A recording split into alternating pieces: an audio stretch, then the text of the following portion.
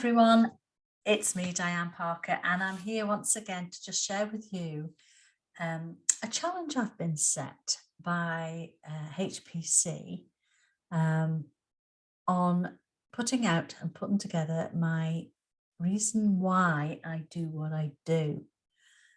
And I thought, what an opportunity this is for me to create a video version of my next series of podcasts that I'm going to do, because I've kind of changed the angle that I'm coming at to help people just like you and to reach you, whether you're stuck in your grief or whether you're stuck in life challenges.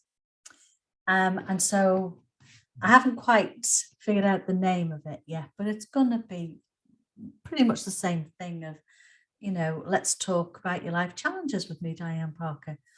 Now, why am I putting myself forward for that kind of thing? And why am I here? The good questions for you to ask. Why should you spend some time listening to me? And I thought the best way forward for that, as indicated by my coaching team, is that it's to share my story. The reason why I decided to become a coach in the first place, why I ventured out to do something called the grief recovery method, and where I'm going with it all now. So that's a nice little tidy up for you, isn't it? So, okay, let's just turn back the clock quite a few years now, because my journey started back in 2000 and no, it was earlier than that, actually. Gosh, it was actually back in 1994. I can remember that moment.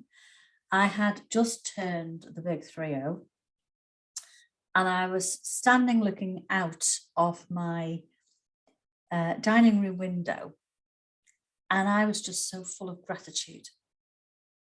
I had an amazing husband and two beautiful young boys.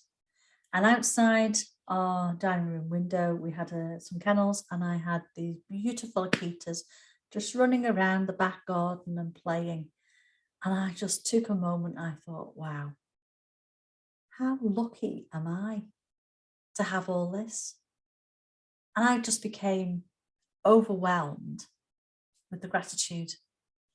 And the job I had at the time was in an office, and I wasn't that fussed on working in an office, but I was working, creating companies, which I did enjoy doing. And I was with a lovely team of people around me. And so going to it was actually good fun.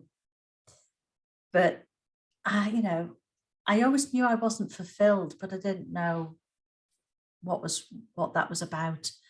Open to suggestion. I knew I liked working with people. I knew that I liked communicating with people. But apart from that, I didn't really have a clue. And then in October of that same year, a bombshell was dropped on our family. And my husband was a haemophiliac, and he had been told over the phone that he had contracted hepatitis C. And that was the day I could say my world fell apart. But no matter what happens to us in our journey, ultimately it's got me to where I am now. So I'm grateful for that. But as you can imagine, that was quite a trial. Two small boys, the prospect of being a widow hit me like that, because they had told him he was a ticking time bomb. And they didn't know how to help them in those days. And then what was worse is that they told us that actually he would have contracted that before we were married, because he would have had a procedure in Newcastle and been given the virus there. So that meant I had to be tested. And if I had it, it meant that the boys would have had to been tested. And I can quite clearly tell you that was the worst day of my life. To be told as a mother that you might have actually passed on something irregardless if it's your fault or not. It was heartbreaking. So my heart definitely goes out to people that are struggling with those kind of things in life. It really does. Anyway, we were clear. So it was just about how do we support Andrew through this? Now, at the time, we'd already taken steps to work together. I'd just had a miscarriage. I'd found out I was pregnant not long after my 30th birthday. And we had decided with this news that what we wanted to do was work closely together. And so we had boarding kennels, and then the natural thing to do would be to then start pet shops, because we often have people coming in with the wrong information from pet shops regarding their dogs. So we thought, yeah, that's what we'll do. And we did. We had a successful one in Douglas, not so much in Ramsey, and that was a journey in of itself with lots of other stories attached to it. But the challenges that came up for us at that time was that I became so stressed out trying to manage a new business, trying to bring up the children, trying to support my husband going through this horrendous time, that I wasn't even in the picture of my scope of how to look after me. And so I had a couple of days of a very big meltdown, just constantly crying and not knowing how to get myself out of this situation. At the time, a friend reached out to me who was a medium. She is a medium. And she just listened to me. And then she said, Diane, where's your boundaries? You're absorbing everything that's going on around you, but you're absorbing it into you like you're a big sponge, and you're just lapping it all up. And look what it's doing to you. Because our shop in Douglas 2 was right next to a local hospice at the time. And people would call in there and start talking to us. They knew that we would let them use the loo if they got caught short going up a big hill. And that was nice, but I was absorbing all their stories. And then you had people coming in to the shop that were telling their stories. And I was just becoming overwhelmed with everything. And that's when I learned that I had to stop and think about me. I had to learn about putting on a cape, because your head's out, you're listening. If you can help, you do. And if you can't, put them in the way to somebody that does know what they're doing, but you're protecting yourself. Well, I like that. I thought that is it. So Kate was on straight away. And then I made a rule with my husband that we didn't talk about the shop after a certain time of night, say 7 o'clock. I used to have the office set up outside of our bedroom. And so that was on my mind as soon as I was going into the place where I was to rest myself at night, to rest my soul. And then he would say to me, have you paid such and such? Well, I'd have to get up then and go and have a look. And so this was constantly just being fed in, and I was just going down and down and down. So I had to do something. And I decided that I had to take responsibility for myself, put into place what I'd been told and shared. And I thought, right, I can't help my husband either if I don't know more about what he's going through. And that was quite a hard thing, because the doctors didn't know how to help him. So what I did is I started reading a lot of books. My friend gave me the Celestine Prophecy to read. That started to make sense. And even my husband read that and thought, we were fighting over the chapters. I read and absorb, and he was just wanting to get to the end of this book that we were sharing. I read Many Lives, Many Masters. And all of these started opening up to the possibility that we are more than what we are here. This is the vessel, the human vessel, and we are a spirit. So that made me very curious. And then I was told by my friend that I should be doing some sort of healing work. And I thought to myself, well, I can't wave my hands around somebody and think you're healed. That just doesn't fit in with me. But then I noticed that there was a massage course. Now, Andrew had started going to the gym because the only thing he could do was keep himself fit and healthy. So I decided that that would match him with that as well. He would break them, I'd fix them, work well. But what I found is because I'd done massage, I did Indian head, I did reflexology, and I did Reiki. And so when I started working on people, they started to have meltdowns. And I thought to myself, I can't leave people like this. It's not part of your Reiki training to help people with any of their emotional issues.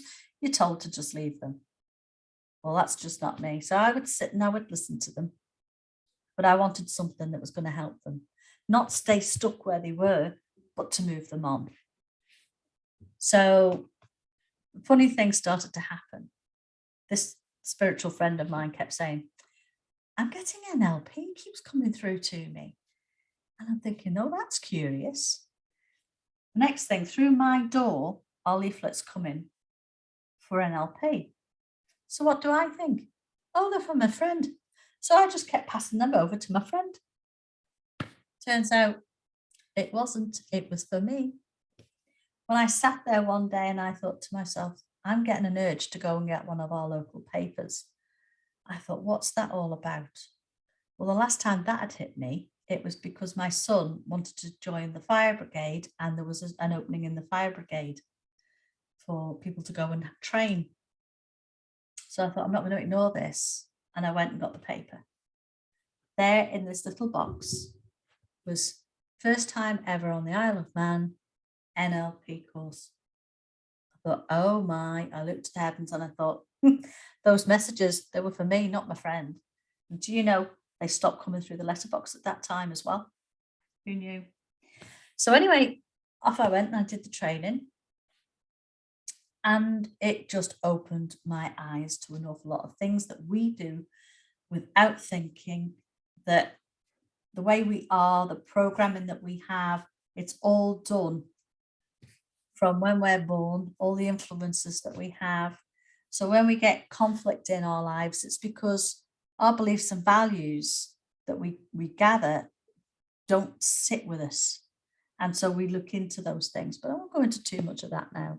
But that's what I started doing. I started coaching people through those challenges that came up in life, using my own life experiences and how we had done things. And then I went on to do the master practitioner one, which came with hypnotherapy. So that was me set up and running and helping lots of people make amazing changes. Some things that I would never have even thought that they would want to do started to come out and they were going off around the world to do it. If you look on my blog, you can read the story about Michelle. I mean, her story is just so amazing. She'd gone from somebody who was chronically depressed to traveling the world within 9 months. And the story, you know, that isn't as simple as that. The amount of challenges that young lady had to deal with. But she knows how important mental health is. So she's allowed me to share her story, and I am so grateful for that. So all of that then brought me to the moment we all dread when we're in love with somebody. My husband died. And when he died, my world fell apart. And I was using all the techniques and everything else I had learned over the years to try and help me from day to day. Then what happened was probably about 6 weeks after he'd gone, I realized that they weren't really helping me. I needed some steps to help me recover. In the meantime, my little sister was diagnosed with cancer. She died the following year. But in between these two significant losses, I discovered the grief recovery method, the training for that, through my friend Diane. And so we went off and we did the training. And so when we talk about recovery, what we're talking about is healing from the pain of your loss, not the person. Because if it had been, then I wouldn't have been doing it. So what I'm doing now is I'm going to be sharing over the time with people on podcasts and videos, little snippets of the stages and steps I've taken in the journey and share my story with you guys, so you understand why I'm so passionate about what I do, how I can help you through your challenges. I'm going through one right now. It hurts like heck. But because I've got in place what I've got, I'm coping with it in a much stronger way than I would do if I hadn't have done. There's a few people that have reached out to me that have said that what I've been through in life would have floored them. I can't really say it's my life. I'm getting on and creating the best life that I can. I'm here to help and serve as far as I'm concerned. And the space that I've had between my husband's parting and this time last year actually allowed me to discover something else about loneliness and how that is. And on the back of that, I've created a few groups on Facebook, generally for the Isle of Man, really, finding friends over 50, because the younger ones talk a different language now, don't they? But the thing is, if you want to start something like that, so if you're lonely, start something in your area, keep it stuck to your area or a radius that is manageable so that you can reach people that are local to you, that you can help. And I mean, we've got 400 members in this group now. There's people stuck at home that can't communicate, and they're communicating in this group. They don't want to leave the homes just now because of what's going on in the world. So give them an avenue to communicate and to get out there. And creating that group and creating that space out of that loneliness. I mean, I kind of became okay with it. Didn't like it because I'm a person that likes to be around people. Fortunately for me, I've had Ruby to keep me company. And I started doing something called swing dancing, which I absolutely love. And so with those, and then creating this group, the over 50s group, I've also met a new person just to have in my life. And that's been a whole new wonderful experience. We talk about in the program about not comparing, because there is no comparing. What I had with my husband was one thing, and it brought me a family. And where I am now is because of him. And this lovely man that's come into my life has come in with the energy and space to give me that space to grieve when I need to, but hell of a lot of laughing because we do have a lot of fun. He's so game for dancing. These are qualities that I now need and want in somebody that are going to help me going forward, and indeed me hopefully help him. So if I can help you in any way, then please do reach out. I can help you in so many different ways with so many different techniques. But most of all, if you feel that you're struggling with anything, any challenge that you might have, my question might be, can you think of it when it started? And was it connected to a loss of any kind? And then don't forget, of course, I'm still here to help you when you're grieving. Okay, so that's me. That's why I do what I do. I never want anyone to feel lonely or go through that pain of loss without understanding there's somebody like me that you can reach out and talk to. There's only so much you feel that you can talk to your friends about when you're going through these things, or they'll jump in with something to cut your conversation off. They don't mean to. It's just a natural thing that people want to try and cheer you up when actually you just might need the space to just say what it is that's in your heart that you're feeling. And I create that for you. So there you go. That's me. That's where I'm up to. And I look forward to speaking with you all again soon on my next podcast. Take care now. Bye.